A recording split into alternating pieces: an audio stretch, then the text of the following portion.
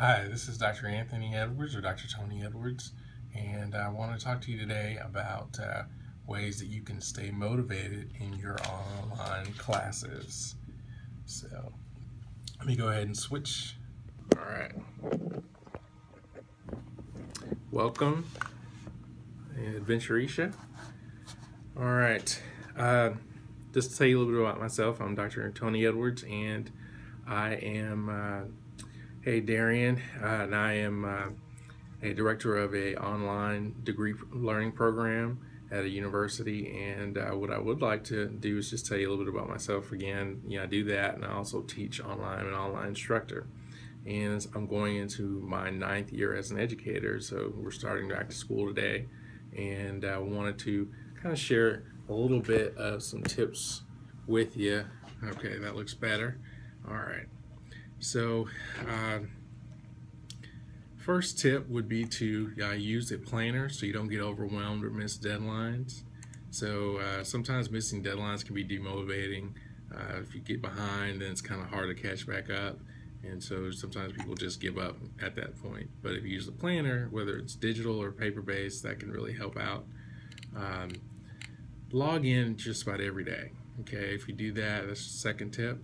And if you do that, then you're more likely to be successful than people who don't log into their course regularly.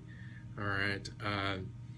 Waiting to log in until the assignment's due often leads to rushed work.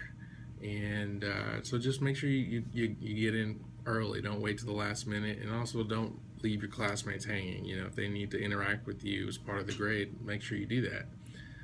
Leave a comment every time that you log in. Try to make that a habit.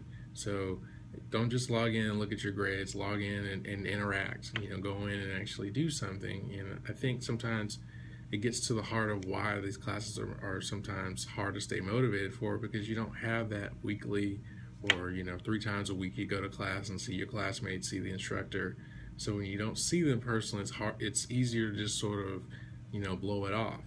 But if you go in and you make the commitment every time that you go in and log into that course, it's like showing up and I'm going to make a comment just like I would in any other class.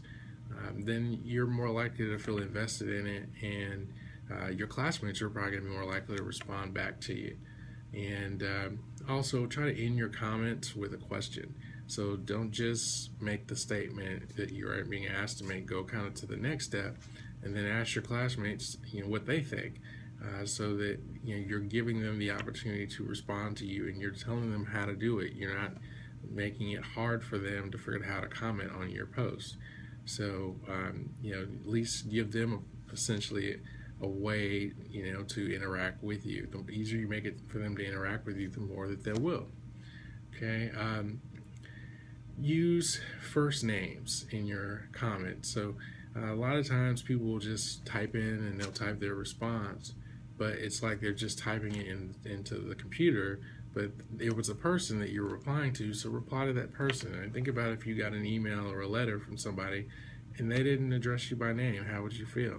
So make sure that you address them by name, and just makes them feel like you're taking them seriously, and it'll help you when you feel like you're talking to a real person. And finally, engage with your professor and your classmates in real time when you can. A lot of times professors in online classes have office hours. You can call them or video chat with them. And your classmates, sometimes you have group projects and you can interact in real time. So give them that opportunity. And with all the tools today like Zoom, Periscope, we're on that now, Meerkat, Lab, Blackboard Collaborate, Zoom. You have all these tools. It's never been easier than now to make your online classes personal and interactive. So those were 6 tips: using a planner, logging in every day, leaving a comment every time you log in, ending your comments with a question, and using first names in your comments. And 6, engage with your professor and classmates in real time when possible. So thank you so much for tuning in to this broadcast. And if you have any questions or you'd like to subscribe to updates by email, feel free to go to drtonyedwards.blogspot.com and subscribe there. And you can also leave comments. There's a blog post up there today on this topic. You can feel free to go ahead and leave a comment there. I'd love to get that feedback response from you.